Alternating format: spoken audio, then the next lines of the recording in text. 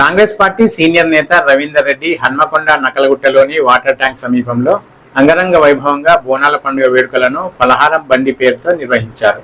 ఈ కార్యక్రమానికి ముఖ్య అతిథిగా పశ్చిమ ఎమ్మెల్యే నాయని రాజేందర్ రెడ్డి, యూత్ కాంగ్రెస్ నేత విష్ణువర్ధన్ రెడ్డిలు పాల్గొని ప్రజలందరికీ బోనాల పండుగ శుభాకాంక్షలు తెలిపారు. ఈ కార్యక్రమాన్ని తిలకించేందుకు భక్తులు, ప్రజలు పెద్ద సంఖ్యలో హాజరయ్యారు. ఈ సందర్భంగా రవీందర్ రెడ్డి మాట్లాడుతూ శ్రావణ మాస బోనాల వేడుకలకు తరలివచ్చిన భక్త జనానికి ఆయన శుభాకాంక్షలు తెలిపారు.